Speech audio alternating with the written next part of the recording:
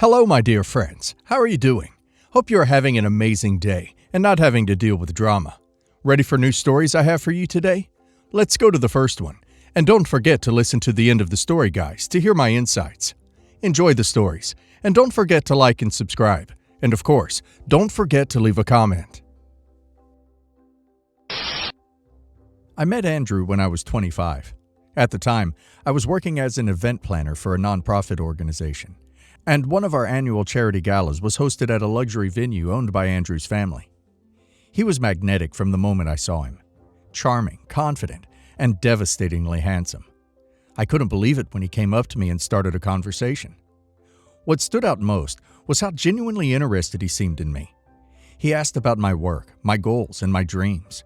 For a girl who'd grown up in a modest, middle-class family, having someone from a world as glittering as his pay attention to me was intoxicating.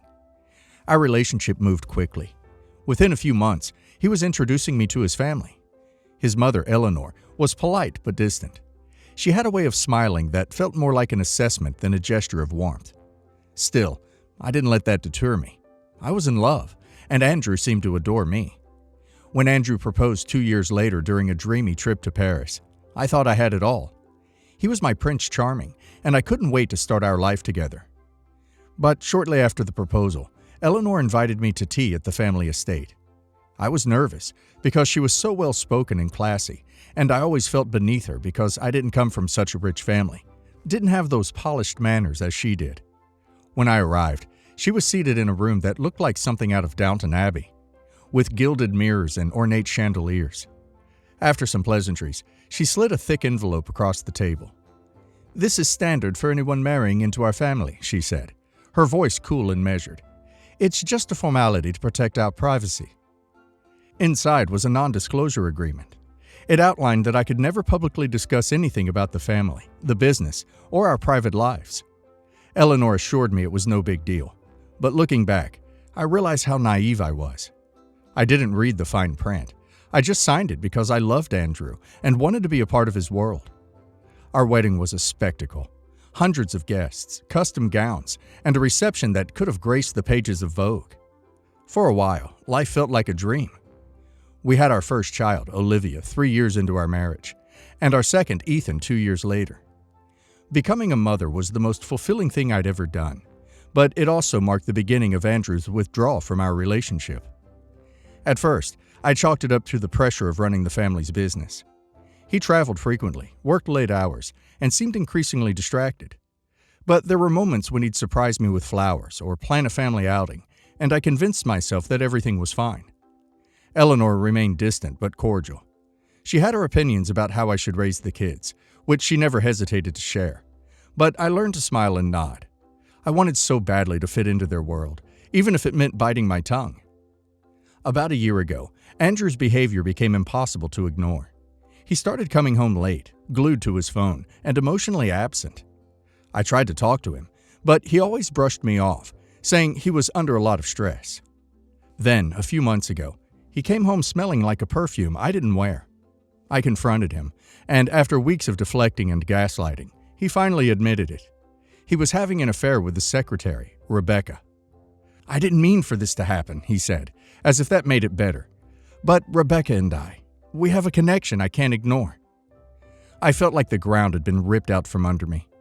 The man, who I had built a life with, was telling me he was leaving me for someone else. When Andrew packed his bags and moved out, Olivia and Ethan were devastated. They kept asking where their dad was, why he wasn't coming home. I couldn't lie to them. I sat them down one evening and explained in the simplest terms I could manage.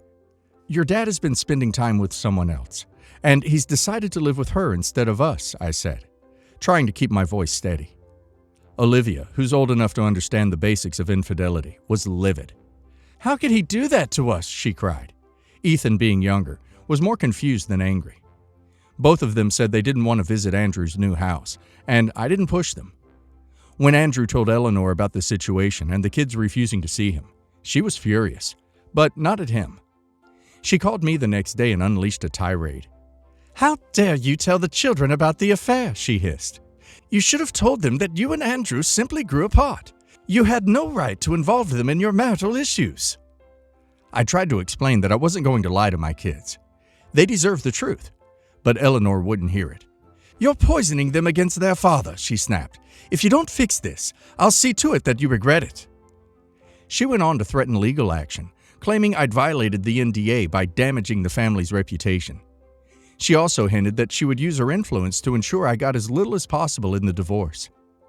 Andrew made a few half-hearted attempts to reconnect with the kids, but Olivia's refused to see him. "Why should I talk to someone who abandoned us?" she said. Ethan has been more forgiving, but even he seems hesitant. Meanwhile, Eleanor has doubled down on her threats. She's told me in no uncertain terms that if I don't correct the narrative, she'll make my life a living hell. I've consulted a lawyer who assured me that the NDA likely doesn't apply in this situation, but Eleanor's wealth and connections make her a formidable opponent. Eleanor and Andrew insist that I've alienated the kids and ruined their relationship with their father. Part of me wonders if I should have shielded them from the truth, but I couldn't bring myself to lie. My kids deserve honesty, even if it's painful. I didn't want to hurt them, but I also didn't want to protect Andrew from the consequences of his actions. So, Reddit. Am I the a-hole for telling my kids the truth about their father's affair? OP's kids deserve the truth, and OP handled this as gracefully as anyone could in such a painful situation. OP didn't embellish or try to turn them against their father. OP gave them the facts. If Andrew didn't want his children to know he cheated, he shouldn't have cheated. Eleanor's reaction is laughable. She's more concerned about family reputation than the actual damage her son has done to his own family. The fact that she's threatening to sue OP for simply being honest with her kids says everything about her priorities. OP is doing the right thing by putting her children first. And now let's hear the community's opinion. Not the a-hole. Let's get one thing straight. Your husband and Eleanor are just angry because the truth makes them look bad. That's not your fault. You didn't poison your kids against their father. He did that when he chose to cheat and leave you for someone else. The fact that Eleanor thinks you should lie to your children to protect Andrew's image is disturbing. What about protecting your kids from the emotional harm caused by their father's actions? You're being a good mom by being honest with them and letting them process their feelings. Not the a-hole. Your husband's affair has already torn your family apart, and Eleanor's threats are just adding insult to injury. You were honest with your kids in an age-appropriate way, and they're entitled to feel however they feel about their father's actions. It's telling that Andrew isn't making any real effort to repair his relationship with the kids. He and Eleanor want to blame you because it's easier than accepting responsibility for their own failures. Don't let them intimidate you. Your kids are lucky to have a mom who's willing to stand up for what's right. Info. Did Andrew actually try to deny the affair to the kids? Or did he just expect you to do the dirty work of covering for him? Either way, not the a-hole. Kids aren't stupid, and they would have figured out something was wrong eventually. Better they hear the truth from you than piece it together themselves. Also, Eleanor sounds like an absolute nightmare. She's more upset about her son's reputation than the well-being of her own grandchildren. If she does try to sue you, it'll only further prove how toxic she is. Document everything, and keep being the rock your kids need right now. Update. Shortly after my post, Eleanor followed through on her threats. She filed a lawsuit against me, claiming I had violated the NDA by discussing Andrew's affair and causing emotional distress to the family. At first, I panicked. The thought of going up against Eleanor's resources and influence was terrifying. However, my lawyer assured me that NDAs typically don't cover personal conversations with your own children, especially when it comes to matters affecting their emotional well-being. Eleanor's real goal wasn't to win in court. It was to scare me into silence. When my lawyer submitted a motion to dismiss and requested evidence of damages, her legal team quickly backed down. The lawsuit was dropped, but the message was clear. She wanted to make my life as difficult as possible. In the meantime, Andrew made a few feeble attempts to reconnect with the kids. He invited Olivia and Ethan to dinner at his new apartment with Rebecca. Olivia refused outright. She told him, "You chose her over us. Why should I pretend everything's okay?" Ethan agreed to go, but the visit didn't go well. He came home crying, saying Rebecca tried to act like she was their new mom, calling them her little ones, and overstepping in ways that made him uncomfortable. Ethan told me he didn't want to go back. I tried to keep my feelings about Andrew and Rebecca out of the conversation, but I supported the kids in making their own decisions. If they didn't want to see their father, I wasn't going to force them. Eleanor wasn't done. She tried to undermine me by reaching out to Olivia and Ethan directly. She sent lavish gifts, designer clothes, expensive toys, and even promised a trip to Disneyland if they agreed to visit her estate with their father. Olivia saw through it immediately. "She's trying to bribe us," she said, rolling her eyes. Ethan was more conflicted, but ultimately he sided with Olivia. The gifts went untouched, and the trip never happened. This enraged Eleanor. She called me again, accusing me of brainwashing the kids and turning them against their father. I hung up on her. I officially filed for divorce a month after my original post. My lawyer and I prepared for a messy battle, but Andrew surprised me by agreeing to an uncontested divorce. I think he wanted to avoid more public embarrassment after the fallout from his affair. The settlement wasn't as generous as I'd hoped, but I got primary custody of Olivia and Ethan, child support, and the house. Andrew didn't fight for more custody. He seemed content to play the fun dad with occasional visits. The most important part of this update is Olivia and Ethan. They've been through so much, but they're resilient. Olivia has channeled her anger into schoolwork and extracurriculars. She recently joined a debate team and told me she wants to be a lawyer one day, so I can fight people like Grandma Eleanor. I couldn't be prouder. Ethan is in therapy to help him process his emotions. He's a sweet, sensitive boy, and while he still struggles with feelings of abandonment, he's made incredible progress. Main characters in this story: me, 28 female, husband, 29 male, sister-in-law, 31 female. My sister-in-law drives me crazy. She's the epitome of someone who wants to have her cake and eat it too. Husband and sister-in-law grew up very well off and enjoyed a great lifestyle, frequent vacations, eating out often, getting any clothes, toys they want. They've since been lightly cut off by their parents. I say lightly because their parents still pay for family vacations, flights back home, and other one-off expenses, especially for sister-in-law. My husband has a pretty great job, and I do too, so we're financially independent and have a pretty nice lifestyle. My sister-in-law is the opposite. She quit her previously high-paying job for one that pays 1/3 because she wanted to have a job that has a good impact on society. And I wholeheartedly admit that she is doing great work out there. But she still wants the same lifestyle she grew up with. The end result is that she vacations more often than us, eats out all the time, in particular, sushi, etc., but has absolutely zero savings. Seriously, zero. Her mom has her bank account details so she can check if sister-in-law is getting close to overdrafting, which happens frequently. Anyways, cut to the issue. Usually husband and I pick out gifts for their parents, run them by sister-in-law, and she chips in whatever she can, and the gifts are labeled as being from all three of us. The last few years, her contributions have been getting smaller and smaller. Until this year, we sent out our obligatory "just pay what you think you can" text, and she liked the text, but sent us nothing. We texted her again to ask if she could chip in $20 or $50, and she said sorry, finances are a bit tight right now, but thanks for covering her part. My husband is an extremely kind man and a bit of a pushover. He said it was fine, he could cover it. I'm less chill, especially when it comes to money. I texted her if she could consider skipping a sushi dinner or two and Venmo us. Otherwise, the gift would be labeled as just from husband and I. I know for a fact she gets sushi at least once a week from social media. Anyway, she's now mad and claims I don't respect her job, life, etc. Husband actually sides with me because he sees her willingness to pay for sushi every week, but not chip in for gifts for her parents, as being disrespectful. Am I the a-hole? Not the a-hole for taking her name off the gifts.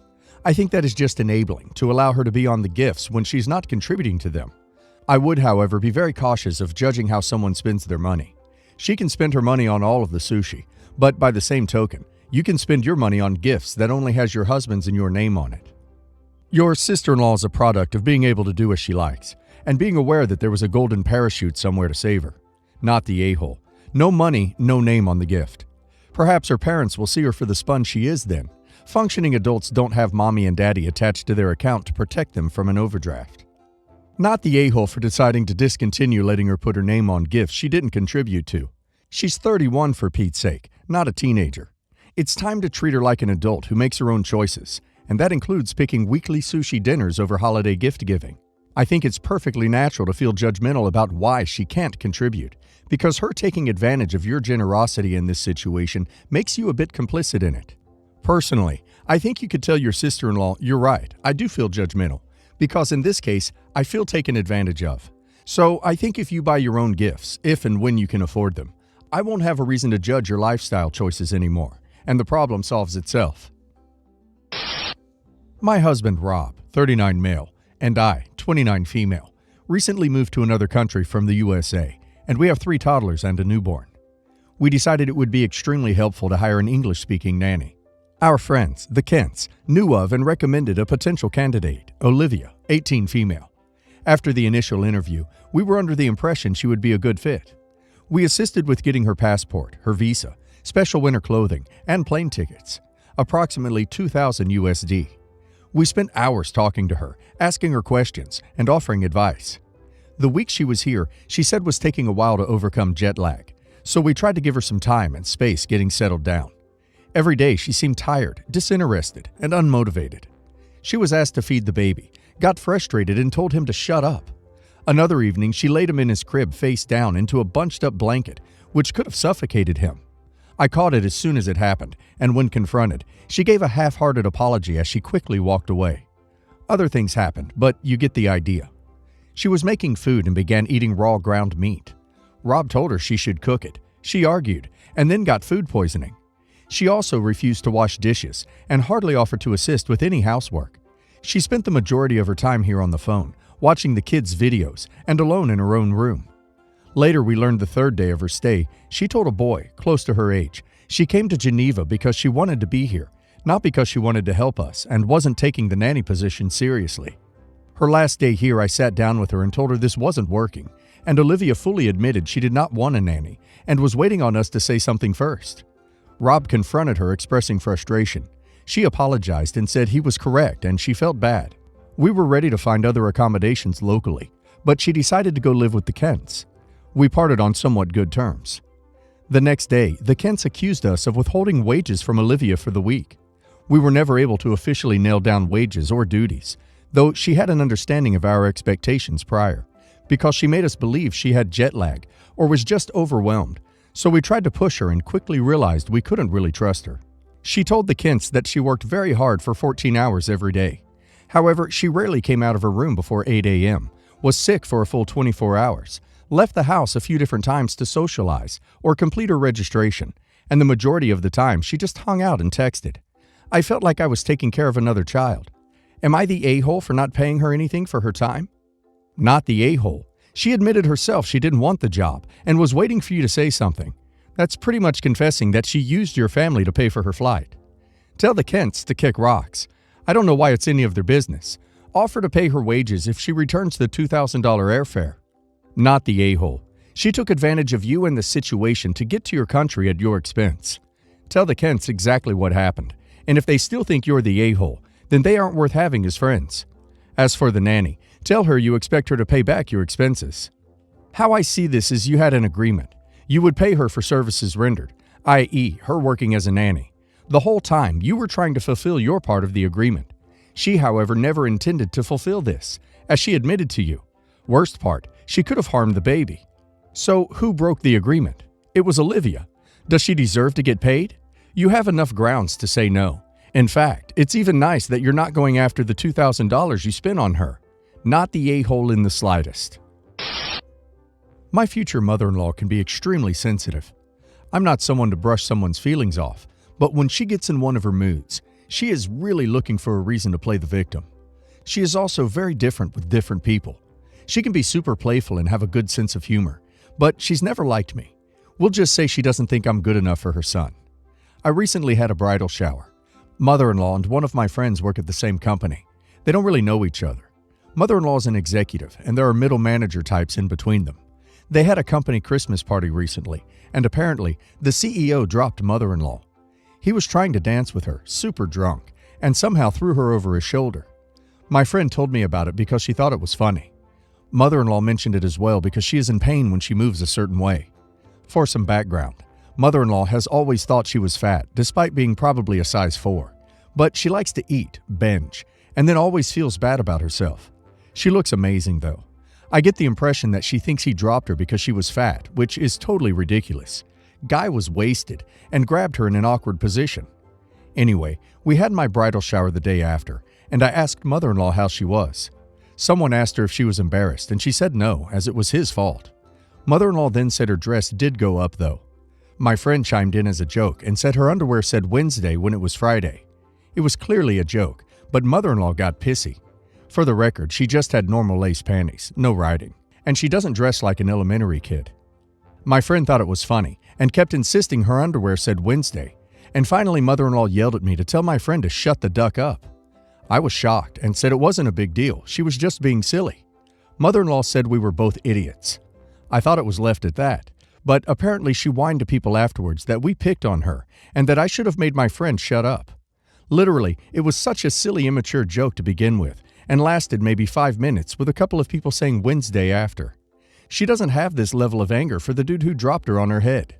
You're the a-hole. You joked about her underwear for 5 minutes after she told you to stop. What exactly was the joke? If she's not laughing, it wasn't funny. You're the a-hole. You should have shut that joke down the minute that your mother-in-law verbally said that she was uncomfortable. Regardless of your prior relationship with her, when someone is uncomfortable with jokes being made at their expense, it should be shut down. I don't think you would appreciate being made fun of for something that severely embarrassed you. It's certainly not going to win you any brownie points with your mother-in-law going forward. You're the a-hole. If someone doesn't like being teased, don't do it. I feel like that's a basic and very easy lesson. If people persist teasing someone who is uncomfortable, the only way they are finding that joke funny is that they are taking pleasure in the other person's discomfort. You don't get to decide for them that it's okay. I also have no idea what your mother-in-law's body image and possible eating disorder has to do with this. So I, female 17, grew up poor. Like no heat during winter and barely eating at the end of the month poor. Despite that, I've become friends with pretty rich people 2 years ago. We're a friend group of 7, and 2 of them are very, very rich. Last year, my mom married a man who happened to be extremely rich. To be very clear, my mom did not marry him for his money. She's a hard-working woman, and when she met my stepdad, she didn't know about his money. She knew when they got engaged, and our lives really changed. I'm forever grateful for him, and will never take his money for granted. The problem comes from the fact he gives me an allowance. I won't say a number, but it's pretty high for my age, and allow me to spoil myself. The deal, though, is that I don't ask him for money outside of this, except for birthday and Christmas. Recently, my friends started to plan a trip. To celebrate our last year in high school, we wanted to do a road trip that would last the whole of July. Until now, it was going pretty smoothly, and we were convinced we would be able to do so. Most of the parents had said yes. But the cost was brought up in a conversation, and we had a big fight. With the car fuel, the hotels, the food, etc., we were around $3,000, without counting anything extra, so around $400 per person. One of the people in the group, Max, said he definitely wouldn't be able to go. He's very poor. I suggested to pay for him. He was shocked and very grateful, but honestly, it felt normal. But then one of my friends, Elise, suggested I paid for everything because I was definitely able to. To which I answered, what the duck? Because yes, I could pay for everyone, but none of them in the group wasn't wealthy enough to pay for themselves without much trouble. And not in a I've been working for years and managed to gather enough money, more in a my parents will give me the money. Elise insisted, and I snapped because none of them suggested to pay for Max, even though they totally could have, and they would never have paid for me if I stayed poor. I'm convinced if I couldn't afford this trip for me and Max, both of us wouldn't have gone. Elise insisted it wasn't true, called me a selfish bee that made a subtle reference to the fact it was Daddy's money, and we haven't been speaking since. One of my closest friends in the group, Astrid, told me she had said multiple times it was very convenient my mother hadn't known about the money before the engagement.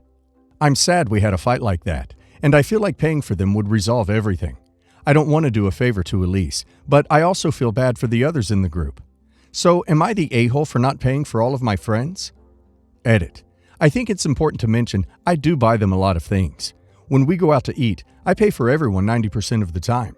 I bought a PS5 to Max for his birthday, and a $1,000 dress to Cheryl since she wishes to work in the fashion industry. They never bought me anything when I was poor, but I don't hold grudges.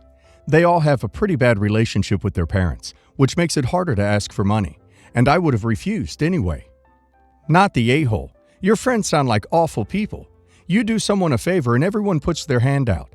It doesn't matter whose money it is, whether you work for it or anything else. They are just being petty and probably jealous.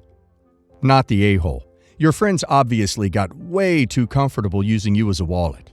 Don't buy anything for them anymore. Well, maybe Max, since he actually has the decency to be grateful and accept your generosity as a gift, not your obligation to him. The rest, you can drop. Elise is way out of line. Lucky for you, they showed their true colors before the trip. Get better friends. Better yet, get true friends. My mom is finally getting married to my stepdad after many years together. Super small backyard wedding, etc. It's very informal. She invited a small group of friends and family via Facebook message. Less than 10 people. No venue bookings or anything, just at the house. I let her know that the date she chose is my dad's death date, and that's a weird day to have a wedding. I still struggle with his death a lot. Cancer. I let her know that it's a weird date, and I'm not sure I can be present and happy on this day, and that it was really weird. Context. When my dad passed, we were all there. It was very traumatic for me to watch him die, and also the stuff that happens after. It was only 4 years ago. My mom was always very jealous through his illness that we didn't spend any time with her. She lives 7 hours drive away. She would say things like it feels like the wrong parent died, and that she had been waiting for him to pass so we could finally spend more time with her, and that she had been keeping her mouth shut the entire time he was sick. About 6 years he had cancer before he passed. And that I'm not the kid she thought she had, and I should just get over it already. Needless to say, it's a touchy subject for us. I had to swallow all of this and never got a real apology for it, so we could have a relationship. I told her all of this, and she responded that he is dead, and she is still alive, and if I feel that way, she will just cancel the whole wedding. I asked her if she can just acknowledge my feelings about it, and why does she want her anniversary on the same day her ex-husband died? She did not, and said if I don't come, she's just going to cancel the entire thing. Am I the a-hole if I don't attend? Your mom, the a-hole, is wrong here, and she's not being a very supportive parent. The date thing is pretty ducked up. If she fails to acknowledge this, maybe it's time to start distancing yourself from her a little more. You are grieving the loss of your father, which will be a memory you carry with you for the rest of your life. Your mom should be way more sensitive to this. Not the a-hole, but why on God's green earth are you even in contact with her? She is as self-centered as someone can get. She is toxic and now tries to manipulate you. Don't let her. Not the a-hole. Your mom sounds incredibly emotionally manipulative and a typical narcissist.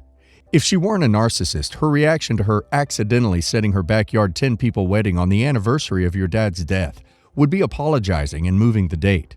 Instead, she is trying to manipulate you into attending her wedding on an incredibly painful day for you to get revenge on your dead father because of jealousy over cancer. Only a narcissist would do this to their own child.